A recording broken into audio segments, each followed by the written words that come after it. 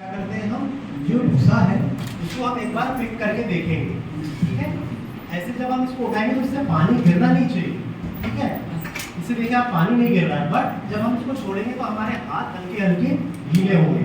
ठीक है, तो किसी भी चीज़ का मॉइस्चर टेस्ट करेंगे हम इस प्रकार से कि मॉइस्चर उसमें प्रॉपर है या नहीं है।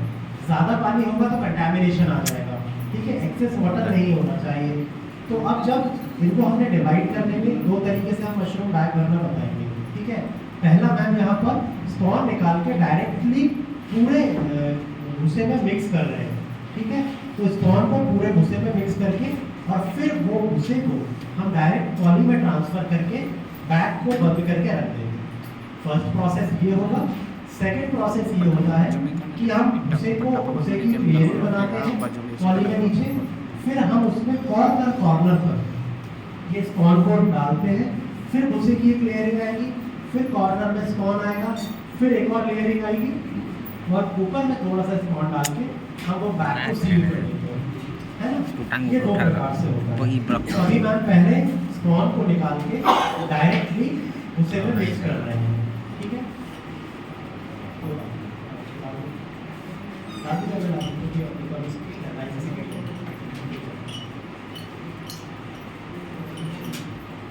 ये आप देखें कि मैम स्पॉन को निकाल के डायरेक्टली भूसे में मिक्स कर रहे हैं।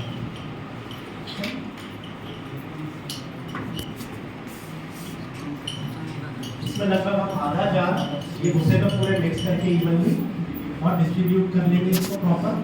अब मैम देखिए अभी तक जार पूरा भरा हुआ था जब हमने इनिशियली देखा था, अब ये जार आधा हो गया। ठीक है, क्योंकि ये चीज़ें उसमें चली गई हैं। ठीक है, अब मैम क्योंकि ये अपने आप को बाइंड कर लेता है, पूरे गेहूं को बाइंड कर लेता है, तो यहाँ पे फिर हम इसको सेपरेट आउट करके और पूरे भूसे में इवनली मिक्स करेंगे।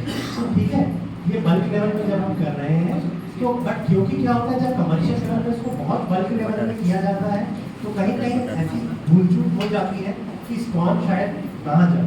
तो दैट इज द रीजन इसको जब हम करते हैं तो थोड़े छोटे लेवल पे जब हम कर रहे हैं तो ये प्रोसेस का इस्तेमाल हम करते हैं। जब कमर्शियल लेवल पे करेंगे तो वो भी मैं आपको सेकंड जो बैग हम फिल करेंगे वो मैं आपको तब बताऊंगा कि वो कमर्शियल लेवल पे किस प्रकार से किया जाता है जिससे ज़्यादा फ्रूटिंग आए। क्योंकि इसमें स्पॉन जो है किसी बैग में ज़्यादा जाता है, किसी बैग में कम जाता है। So that is the reason कि इसको हम जब छोटे स्तर पे कर रहे हैं, जैसे अगर या तो हम अपने एक्सपेरिमेंट के तौर पे भी कर रहे हैं तो हम इसको कर सकते हैं अपने लैब सेटअप में, बट जब हम कमर्शियली बड़े बड़े फार्म्स में कर रहे हैं तो वहाँ हमको स्पॉन डायरेक्टली हम लेयरिंग बना के करते हैं। ठीक है, तो यहाँ आपने जैसे देखा कि मैम ने पूरे अपने स्पॉन को उसमें मिला दिया। ठीक है, ये प्रॉपरली इवन मिक्स हो जाएगा। इसके बाद इसको डायरेक्टली हम बनाएंगे, ट्रॉली में भरेंगे और एक बैग रेडी कर देंगे। ठीक है, हम मिक्स हो जाएगा।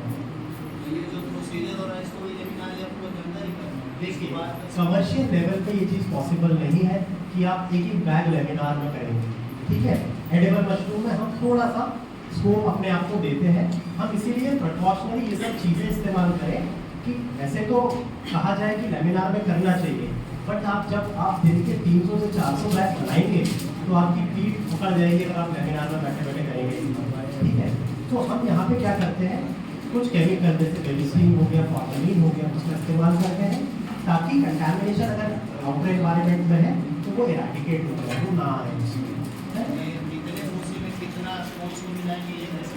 वो मैं आपको बताऊंगा। लगभग जब हम 1 किलो का बैग बना रहे हैं तो हमको 150 ग्राम स्टॉन उसमें जाना चाहिए एक बैग में। ये वैसे सबके अलग अलग फॉर्मूलाज होते हैं, सब अपने टेस्टिंग एंड ट्रायल लगाते हैं कि कितने में कितना उत्पादन होगा।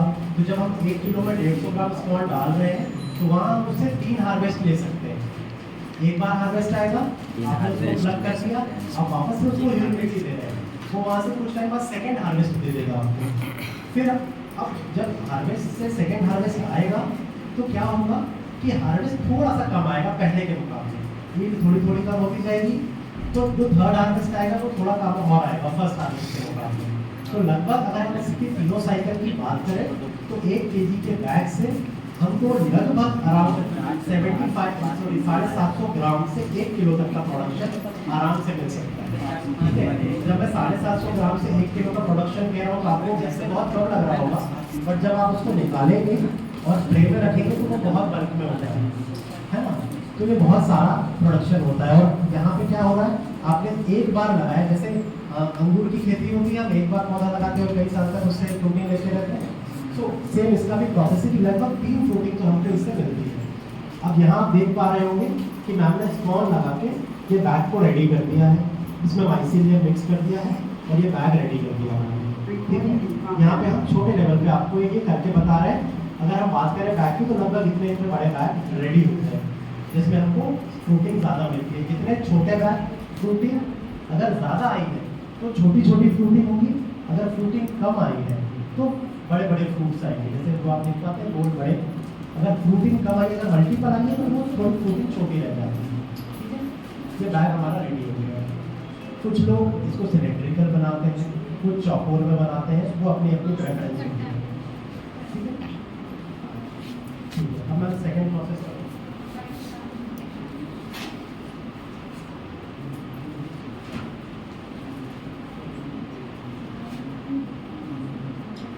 अब हम इसको रबर बैंड की मदद से इसको हम पैक करेंगे और ऊपर से पूरा इसको पैक कर देंगे। ठीक है,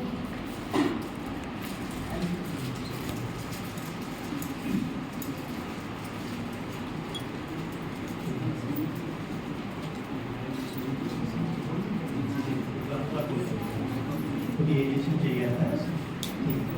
जब ये हमारा बैग रेडी हो गया है तो आप देख पा रहे हैं इसमें ऊपर थोड़ा स्पेस छूटा हुआ है ना, तो उस स्पेस में हम कुछ होल्स कर देते हैं। होल्स करने का कारण है ताकि उससे एयर सप्लाई होती रहे, नहीं तो माइसीलियम को अगर एयर मिलेगी नहीं तो रन आगे होगा नहीं। तो इससे पिन की मदद से हम ऊपर कुछ होल्स कर देते हैं। ठीक है, तो ये हमारा पहला प्रोसेस हो गया, पहला बैग रेडी हो गया, ये पहला प्रोसेस है। अब कमर्शियल लेवल पे फार्मर कैसे इनोकुलेट कर रहा है हम वो बताएंगे आपको, जिससे उत्पादन ज़्यादा आता है।